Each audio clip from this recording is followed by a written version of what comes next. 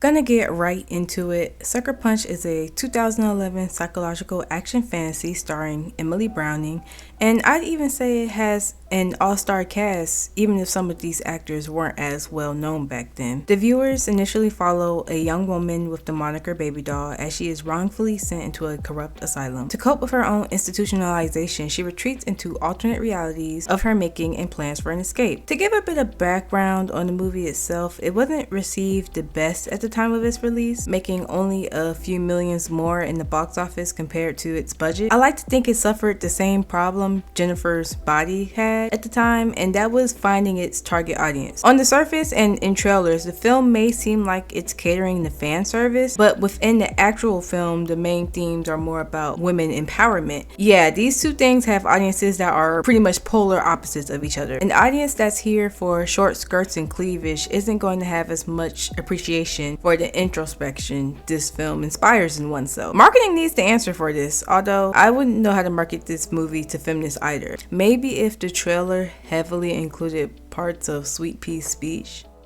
Maybe. Spoiler and topic warning, Sucker Punch is a movie that heavily features attempted sexual assault and abuse, so if that's not your cup of tea, please proceed with caution or not at all. So, to quickly recap the events of the movie, following the death of Babydoll's mother, her father attacks her and her sister after discovering everything in the will was left to them. Babydoll ends up accidentally shooting her sister while trying to fight off their father. He then sends her off to the Lennox house for the mentally insane, where he bribes the head orderly, Blue, to forge Dr. Vera Broski's signature and schedule Babydoll for a lobotomy as soon as possible. So that's what's happening in real time, but in Babydoll's head, she's fantasizing that this place is a brothel, that the other patients are dancers, the fellow patients she befriends being Amber, Blondie, and the two sisters, Sweet Pea and Rocket. She imagines the doctor as this madam figure that encourages her and the girls to dance to survive. And apparently, within this fantasy, she dances so well that it wows and mesmerizes everyone. She discovers this during her first dance when she is further launched into another fantasy in which she fights several samurai. Again, all of this is happening in her head. What's really going on? No clue. She could be staring at the wall for all I know. On the first watch alone, it's hard to distinguish what's reality and what is not, especially given in certain scenes that I'm like 95% sure is real. The girls are still wearing clothing that don't fit a mental institution, and the scenes will easily transition into the brothel hallucination. After recruiting her fellow inmates in on her escape plan, she states they need 5 items: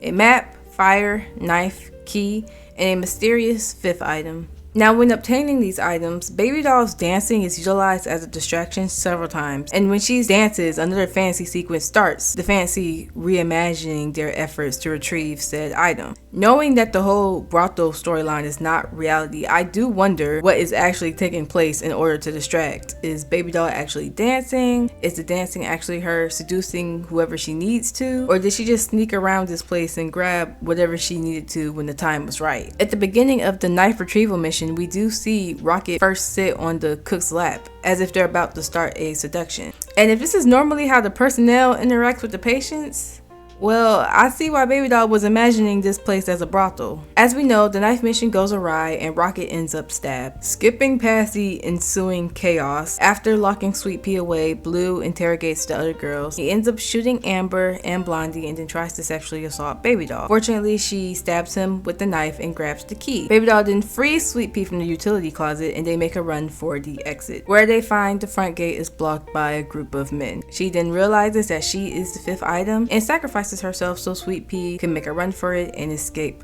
Lennox. And Babydoll unfortunately does get lobotomized. But before Blue could sexually assault a lobotomized Babydoll, Dr. Vera Broski has him arrested for forging her signature for the procedure. In the end, we see Sweet Pea has escaped. She is boarding a bus, presumably returning to her family, and the movie ends with it driving away with her in it.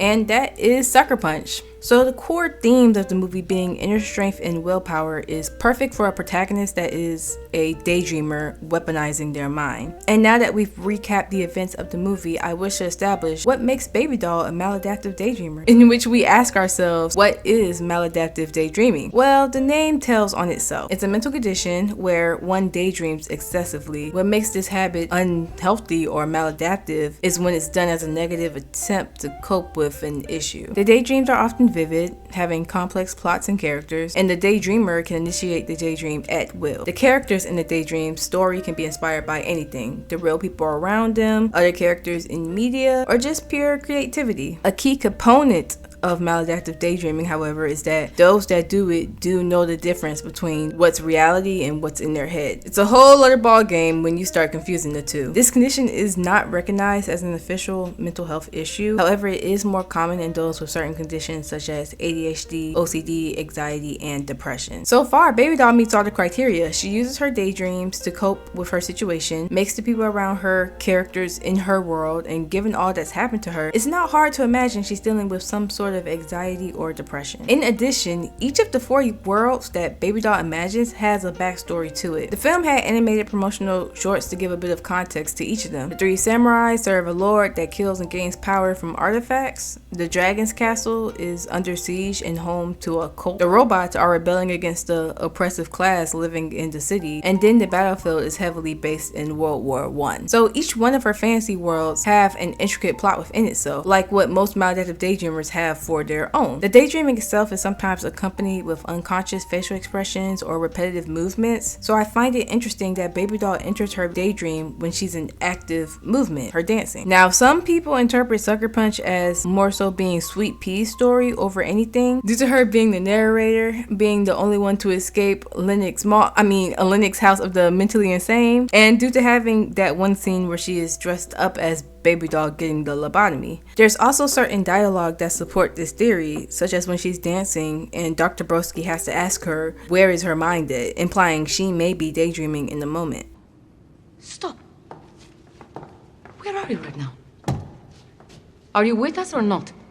There is some merit to watching this movie twice with different perspectives. The first time you can watch it from the perspective that this is Babydoll's mind, and the second time you can watch it as if this is Sweet Pea's mind. And when you do, some of her narrative speech makes even more sense in context. Within the speech, she mentions how there are angels that express your heart's desires and they can speak through any character you imagine. Given this school of thought, imagining the movie from Sweet Pea's perspective, one could interpret Babydoll as being a character in Sweet Pea's head that is her angel. Even given the fact that Babydoll has a complete plotline of her own, it could be the plot that Sweet Pea imagined for her. As for the angel analogy, who do we see cast the most doubt on Babydoll's plan to escape? Sweet Pea, because she deeply desires to escape as well, but she doesn't believe she can, and Babydoll is the guardian angel speaking her heart's desires. I personally believe between these two, whoever you think this story belongs to is up to you, and that's because the movie purposely plays with the idea that it could belong to either one of these ladies. The film is practically one huge hallucination, sometimes even a hallucination within a hallucination. There's a lot about it that is vague and can be theorized or open to interpretation. To say that Babydoll herself is an unreliable narrator is an understatement. For certain items, it's hard to figure how were they actually obtained, given that the fantasy worlds were heavily involved in the missions. She also portrays the other girls as her close friends and teammates, which I don't doubt she at least had a positive relationship with these girls, but the audience is not given the most unbiased view of their actual dynamic. In reality, it's only been about 5 days since they planned and carried out this whole escape attempt. It's even questionable whether Amber and Blondie are real or just characters in whoever's mind this is. My point being, there's a lot of rabbit holes you can fall into with this movie. Me personally, I have fixed placements. Suckerpunch, at least for me, is Babydoll's story, even if Babydoll is just a figment of Sweet Pea's imagination. And Babydoll's story does more easily fit into the hero's journey, at least when borrowing from the steps in the TED Ed Talk video, What Makes a Hero. We start off with the status quo. Babydoll is in reality living in an abusive household. We move on to the call to adventure when she is sent away to the Lennox house of the mentally insane. We then have assistants. She has several, but the wise old man she meets in her fantasy fits this role best. Next up is departure.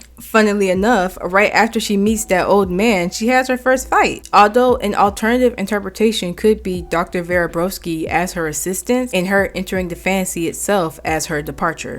Then there's the trials, which would be collecting all the items needed to escape. These actions are reimagined during her daydreaming. Approach would be her and the girls getting caught by the cook and by extension Blue. Then we had the crisis, which is when Rocket is stabbed, Sweet Pea is locked away, Amber and Blondie are shot, and then Blue tries to assault Babydoll. She finally gets the treasure, which is the last item, the key, and then the end result is that Babydoll sacrifices herself so Sweet Pea can escape. As for return, new life, resolution, and status quo, Babydoll's fate wraps all of these up into one. She's back in reality at Lennox, but has been lobotomized. And now we have no insight into what's going on in her head, but due to the very corrupt Blue being arrested and his workers turning on him, there is implication that she is now in a place with people that actually want to take care of her and will do so. Now, I want to take the time to give this movie its flowers, as their soundtrack is pretty good. They remixed several songs to suit the film's atmosphere, and Emily Browning actually sung the vocals on a few of them. One of my favorites being their rendition of Sweet Dreams by Marilyn Manson, a version that is a gift to the masses. It has just the perfect amount of creepiness, great for horror edits, and the best part of the film to me is Sweet Pea's speech itself. It's very impactful if you take it to heart, and it doesn't get talked about enough. I think now more than ever, themes of believing in yourself are important. Sweet Pea's speech, her full speech, is meditative and really have you look within yourself to find the soldier you need. If you haven't heard it or never paid it any attention, I highly recommend looking it up after this video. Now,